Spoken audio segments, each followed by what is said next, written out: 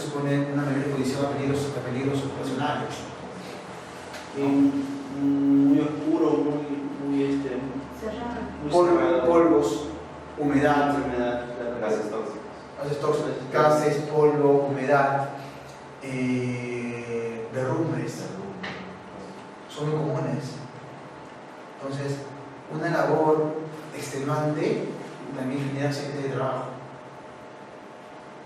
Por eso motivo el tribunal dice que la jornada típica debe ser establecida analizando caso por caso. B. Si el empleador cumple con las normas de seguridad necesarias. El día miércoles van a desarrollar lo que corresponde al nuevo reglamento de seguridad en minería. Es decir, un empleador que no cumple con ese reglamento no podría implementar jornadas atípicas.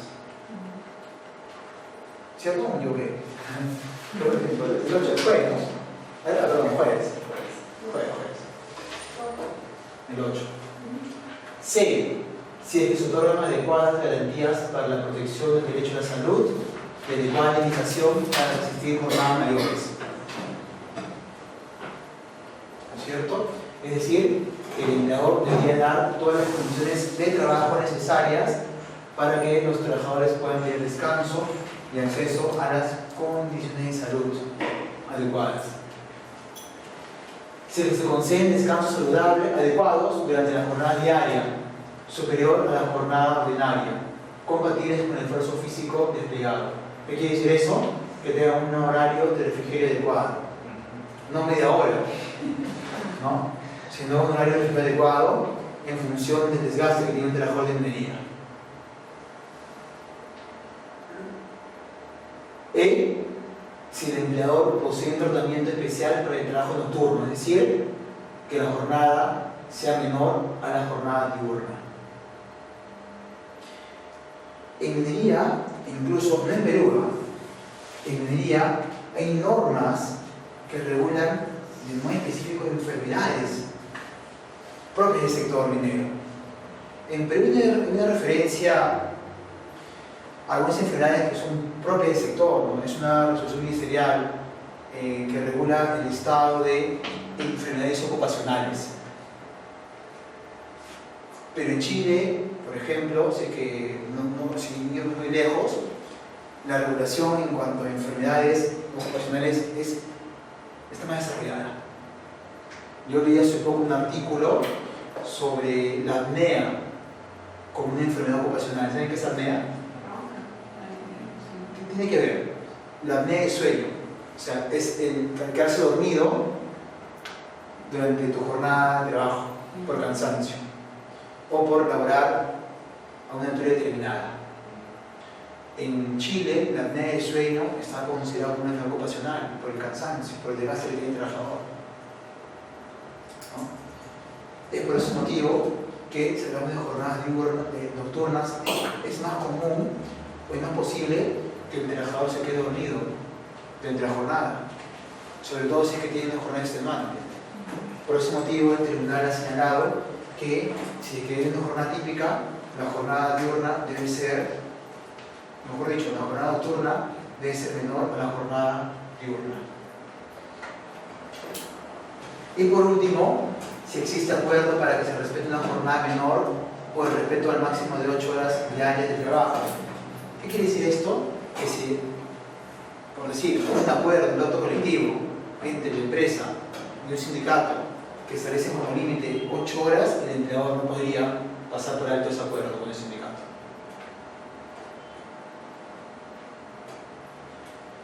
De este modo, concluye el tribunal, si se satisfacen las condiciones que tienen como razón de ser la inexcusable protección del trabajador, todo lo que he mencionado, se permitirá que los trabajadores que tienen a sus familiares alejadas de los centros mineros retornen en mejores condiciones a sus hogares, por lo cual también se disminuirán los problemas de trabajo y seguridad. En buena cuenta, establece que las jornadas atípicas son posibles siempre y cuando se cumplan con esos requisitos, y eso genera que los trabajadores vivan una vida más feliz. Sin trabajo, ¿No? Entonces, de manera que en materia laboral y en minería, las jornadas atípicas son posibles, son legales, ¿no? Caen en cuenta los requisitos. Una empresa que implementa una jornada atípica debería cumplir con sus requisitos. Y dicho esto, vale la pena comentar lo que mencionaba en ese momento. ¿Cómo se puede entender lo que dice el Tribunal Constitucional en cuanto al periodo máximo que es de una jornada típica? Se debe entender en el sentido de que tu jornada típica debe siempre tener como máximo 3 semanas, o si que tu jornada típica puede tener una mayor cantidad de días, una mayor extensión.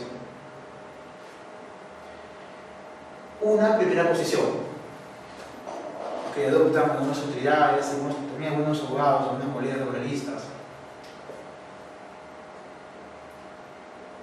que establece que las jornadas atípicas, entendiéndose por estas el ciclo o periodo completo de trabajo y descanso, y los que lo saben, no puede exceder 3 semanas. Esta posición también es adoptada por SUNAFIL. Y es la posición conservadora.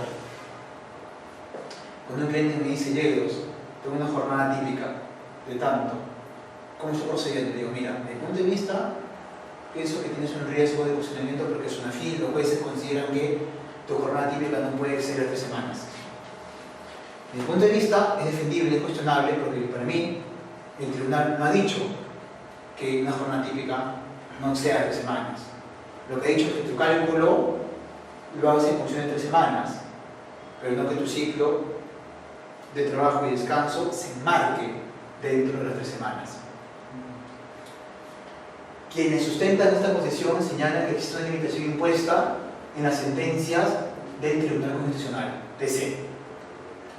Así, según el TC, el artículo 25 de la Constitución establece un parámetro máximo que solo puede ser superado en vía de excepción por lo que establece el convenio número 1 de la OIT, siempre y cuando en promedio no superen las 48 horas semanales. Ello debido a que al obtener un promedio de 48 horas a la semana en una jornada típica se tendría un resultado similar al máximo legal permitido por la Constitución. Es decir, dicen que no es posible porque el Tribunal Constitucional señala que el promedio y el cálculo debe efectuarse a razón de 3 semanas. Una segunda posición establece que las jornadas atípicas pueden exceder a 3 semanas. Voy a comparar esa posición. Pero en promedio no deben exceder de 48 horas semanales.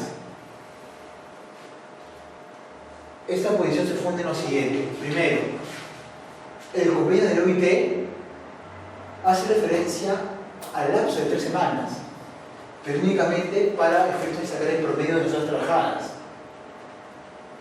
no para limitar un ciclo de la jornada típica. De igual manera, el Tribunal Constitucional literalmente señala que ello no quiere decir que las jornadas acumulativas, atípicas o concentradas sean de 3 semanas, lo dicen bien claro, ¿no? El que yo utilice las 3 semanas para sacar el promedio no quiere decir que las jornadas sean de 3 semanas necesariamente, sino que su promedio se computa en periodos de 3 semanas. Con lo cual, desde mi punto de vista, es posible que tendría en sean jornadas que superen las 3 semanas.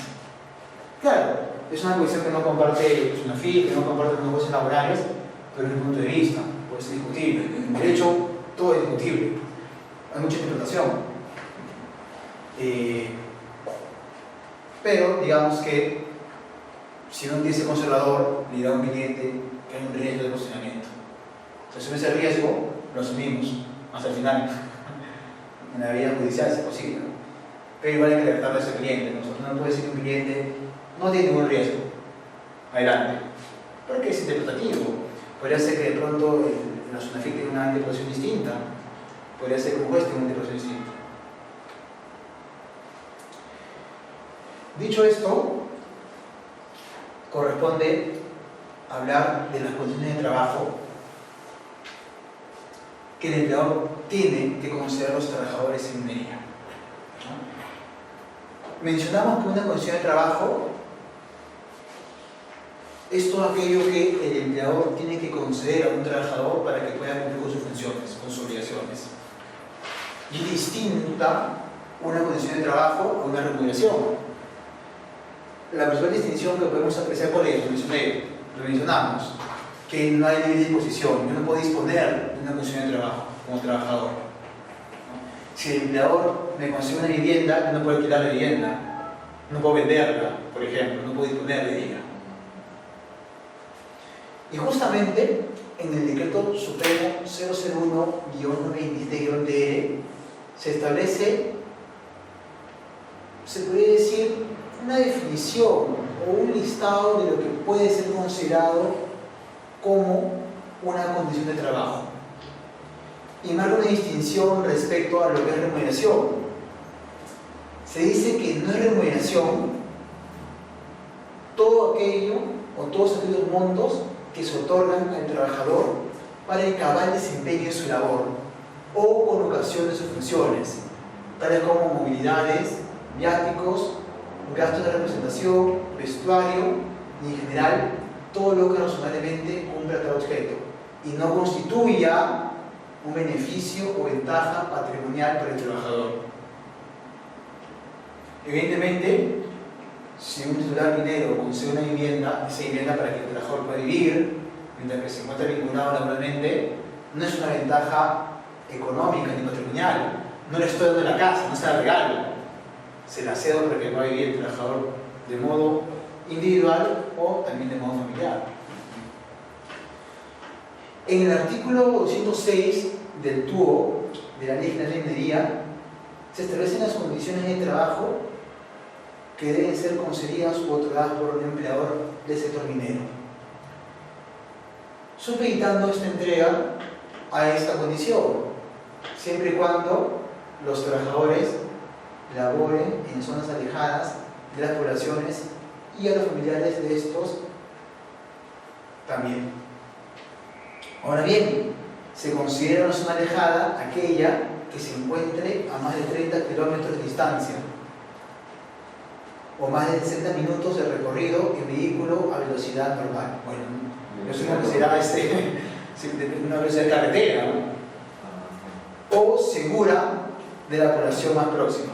De manera que legalmente se considera que el asentamiento minero está alejado o está en una zona alejada si es que, primero, se encuentra por lo menos distante a 30 kilómetros de un centro poblado o en tiempo, por lo menos a 60 minutos, en recorrido a una velocidad prudente, normal. En ese tema de zona alejada también aplica para otras empresas que no son terminadas o solamente. Es una buena pregunta. Y la respuesta es que sí. En derecho, en derecho hay ciertos principios que uno utiliza para poder cubrir vacíos normativos. ¿Eso qué quiere decir? En buen cristiano, que si yo tengo un hecho que no tiene una regulación específica y tengo otro hecho que tiene una regulación como esta, yo podría aplicar la norma por analogía al otro hecho. Y se llama interpretación analógica, que es un mecanismo que existe para cubrir vacíos o lagunas normativas. Porque un juez no puede dejar aplicar el derecho, un juez no puede dejar de resolver un caso. Y un juez resuelve un caso con normas. Es un operador del derecho. Y para ello recurre a criterios interpretativos. En este caso, sí, por analogía, se puede establecer que en otros sectores también se da la lejanía si es que se cumplen estas condiciones. Ahora, hay también normas sectoriales como por ejemplo la norma que regula seguridad de hidrocarburos, que también establece cuando está en una zona alejada y tiene sus propias regulaciones. Bueno, pero eso es otro tema, eso es otro económico de hidrocarburos. La vivienda. Se dice en principio que el empleador debe brindar facilidades que permitan a los trabajadores satisfacer sus necesidades de vivienda. Hay la posibilidad de que sean viviendas multipersonales para los trabajadores independientes, como también viviendas familiares a los trabajadores independientes registrados.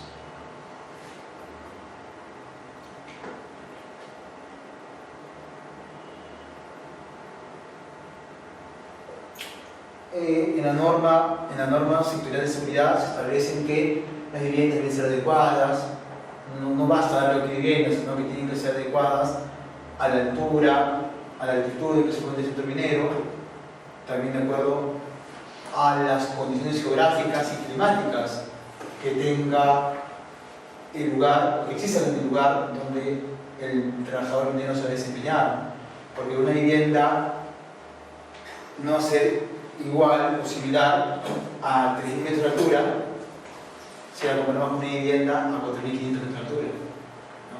Claro, cuanto más alto esté, tendrá que tener más calefacción. Recuerdo que, por ejemplo, cuando estoy en Saber, que tenemos agua caliente, ¿no? Y cuando se vive el agua caliente es un martillo, ¿no? No, eso sí no hay agua, pero es martillo porque tienen que soportar el agua fría, pues el agua fría que viene de la laguna, ¿sí? Helada, ¿no? Pero había una caldera, o sea, por cada sección, por cada departamento había una caldera, recuerdo, y si la caldera siempre sonaba, no estaba activada, pero a veces le hacía mantenimiento, se malograba la caldera. Y ya ese día que no había agua caliente, tenía que ser agua fría, ¿no? ¿Ya? Pero lo que dice la norma es que, en resumen, deben ser viviendas con adecuadas condiciones. La alimentación también es importante mencionarlo. Los titulares de la actividad minera deberán construir comedores para la atención de sus trabajadores solteros o casados sin familia residente. Para los residentes, porque si tienen familia y el empleador le concede una vivienda adecuada para su familia, tendrían que, se entiende, cocinar, porque es de la familia.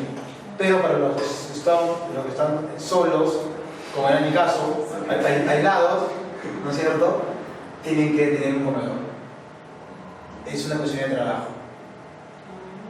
Y como condición de trabajo, esto no genera ningún impacto en los beneficios laborales.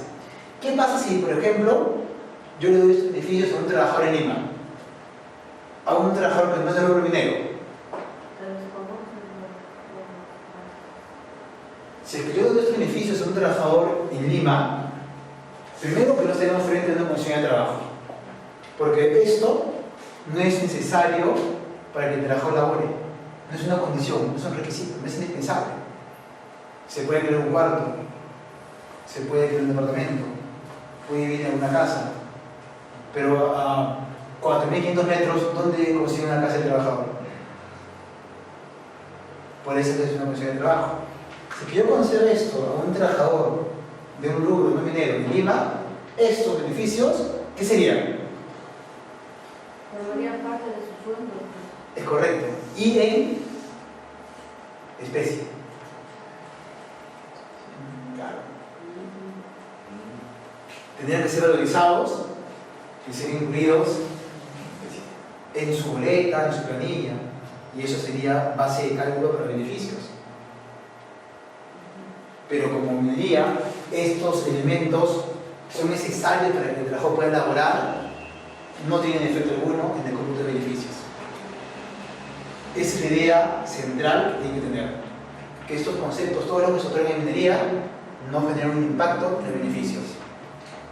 Es la conclusión. Y si fuesen otros sectores económicos, donde tampoco calificarían como condición de trabajo, ni generan un impacto en los beneficios. ¿Qué tendría que hacerse? Valorizarlos.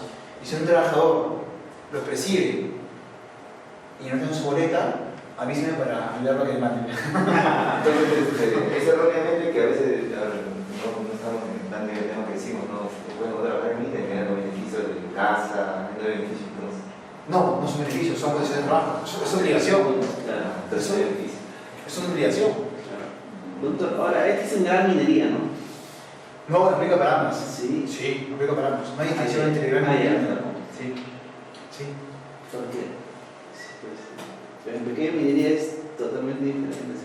Bueno, la pequeña medida tiene más recursos. Claro, Tiene recursos, sí. Sí, pero no, esto no aplica para gran, para mediana y pequeña minería. Claro.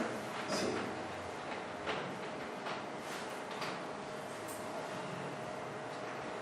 También tenemos los servicios educativos, ¿no? Que deben ser otorgados por el titular de la entidad minera. Hay dos tipos, dos variantes. En un caso, cuando auspicia que el Ministerio de Educación implemente un centro educativo administrado por el Ministerio de Educación, por el Secretario de Educación, y la otra modalidad es cuando la propia empresa administra su centro educativo. Es decir, esto sobre todo en la minería. Yo me sé Sauder, en Guajone y en Toquepala había colegios, y eran colegios particulares de la empresa. Claro, siempre regulados por normas del sector de educación, como acá se señala. Cualquier modalidad elegida debe sujetarse a las normas del sector de educación. Las inspecciones y control son competencia de dicho sector. O sea, no es una isla.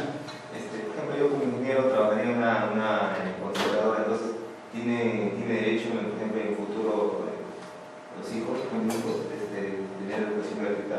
Es correcto. Así tenga yo las condiciones de edad, ¿no? Es correcto. Correcto, sí. Siempre y cuando lo diga contigo en la unidad minera. En Es correcto.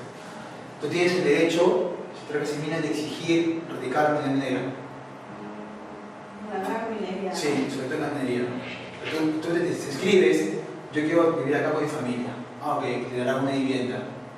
Si estás solo, te da una vivienda unipersonal. Pero si estás con familia y deseas que tu familia radique contigo en la minería, en la minera, en el centro minero, te dará una vivienda familiar. Y tendrás derecho a que tus hijos estudien en el colegio. Y bueno, en Sauder, por ejemplo, era un buen colegio. Un buen colegio. Lo que pasa es que Sauder perteneció a un grupo norteamericano y en materia educativa siempre procuraban mantener un nivel educativo bastante alto. Sí. Una consulta, ¿en qué norma está establecido esto? Esto está establecido en dos normas.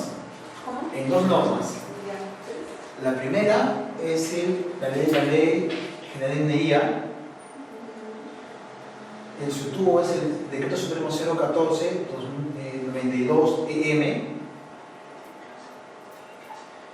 Y la segunda norma es el reciente Reglamento de Seguridad en Minería, que es el Decreto Supremo 024-2016, 024-2016-EM.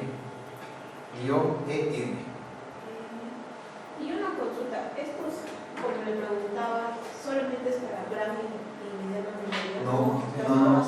No, eso aplica para todo el minero. O sea, también Sí. es para pequeña minería. Sí, también para minería. Sí, es correcto. Es correcto. Y a tal punto se aplicará también para la pequeña minería que hay algunas distinciones, ¿no? Sobre todo en cuanto a la atención médica. Vamos a verlo en un momento, donde establece que para minería el centro médico que hay atención tiene que tener por lo menos un médico especializado con una enfermera, y para la pequeña minería establece que por lo menos tiene que tener un paramédico. Es decir, estas disposiciones no hacen distinción alguna en cuanto a su cumplimiento, y cuando hay distinción se refuerza el hecho de que son aplicables para todos los tipos de minería, ya sea gran minería, mediana minería o pequeña minería. Recreación y bienestar, que deben brindar adecuados medios o instalaciones para que los trabajadores puedan distraerse. ¿No? Cuando vivía en Moquegua, en Guajone, estaba lo que se llama el REC, que decía una red, que es el centro recreacional. Y bueno, era un lugar donde ya podías tomarte una bebida o jugar un billar. Básicamente eso no había más cosas. Pero bueno, para Sauder era suficiente, con efectos de la distracción de los trabajadores.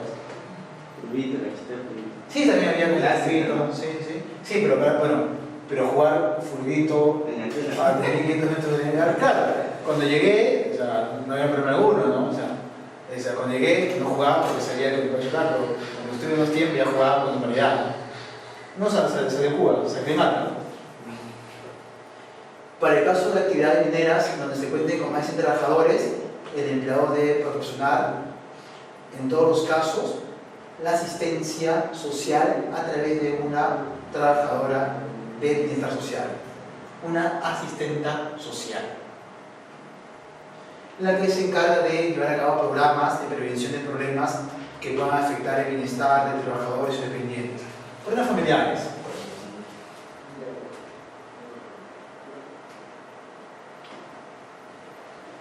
Bueno, aquí pueden apreciar las principales actividades o roles que tendrá que cumplir la promotora social: fomentar la interacción familiar, programas de interacción familiar, fomentar y supervisar las actividades artísticas, culturales y deportivas, y realizar visitas trimestrales con mínimo de acuerdo a un programa establecido a domicilio de los trabajadores para constatar el bienestar general de los mismos y sus familias.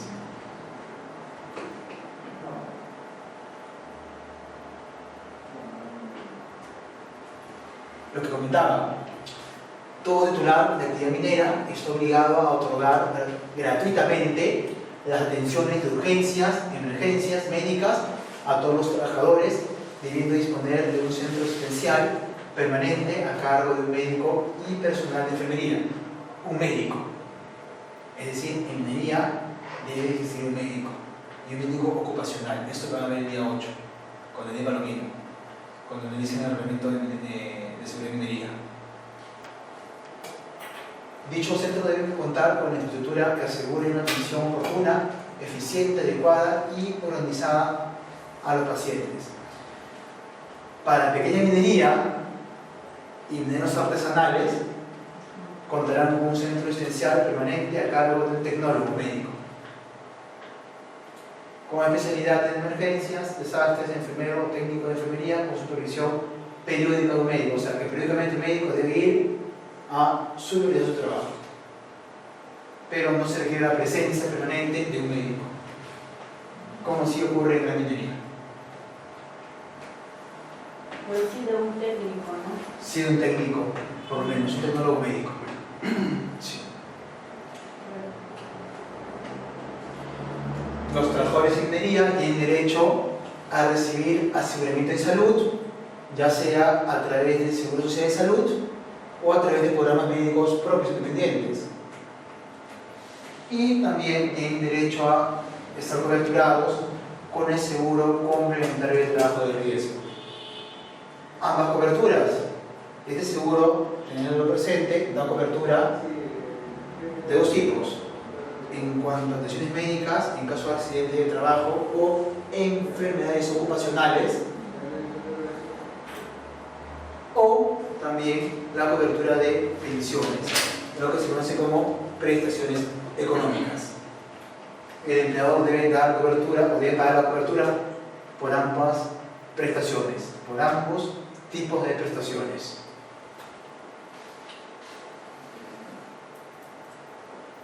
Eso es lo que decía respecto a la cobertura de salud, que el empleador minero tiene obligación de la cobertura, ya sea a través de salud, un EPS o a través de programas propios.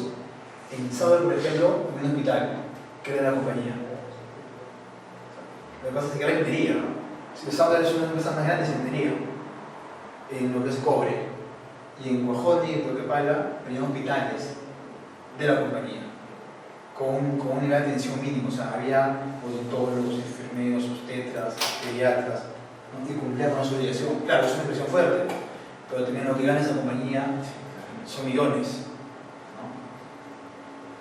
Pero digamos que la atención médica debe estar garantizada, ya sea a través de salud, un EPS o a través de servicios propios. Tenemos media hora para poder hablar acerca de las contratas y subcontratas mineras, que es muy típico en minería. ¿Y qué requisitos deben respetarse para que un servicio tercerizado en minería no sea cuestionado? Y para evitar contingencias laborales de reconocimiento del modo laboral entre trabajadores de la contratista y de la empresa principal, en este caso el titular minero.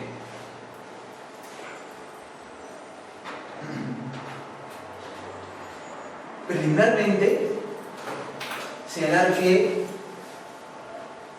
conforme transcurrieron los años y producto de factores económicos, tecnológicos, entre entre otros, los empleadores de empresas propenden a externalizar sus procesos, lo que se conoce como un proceso de externalización. ¿Qué quiere decir esto? Que trato de que mis operaciones o actividades sean desarrolladas por un externo a la empresa, ya no por trabajadores propios, sino por un externo a la compañía. La empresa Sauder contrata a la empresa EXA S.A., una empresa especializada en explosivos, para que se haga cargo de la etapa de voladura en el Tajo. Hace 50 años, Sauder tenía trabajadores que se dedicaban a la explotación y a la voladura como actividad propia de la compañía. Decidió que lo dio un tercero, un externo. Por eso que decimos que una tercerización es un tipo de externalización. Y en minería podemos ver tercerización u outsourcing, como también podemos ver intervención laboral. La distinción que existe entre una y otra figura, podemos decir que consiste en que en una intervención laboral lo que se contrata es un tercero para que desarrolle actividades complementarias, conexas. En minería serían actividades conexas. Y la tercerización es para contratar actividades principales. ¿Cuándo estamos frente a una actividad principal y cuándo estamos frente a una actividad complementaria? Se dice que una actividad principal cuando está ligada, cuando está relacionada estrechamente con el rubro, con el negocio, con el core business, como dicen en inglés, ¿no?, de la empresa, del empleador. Y es complementaria cuando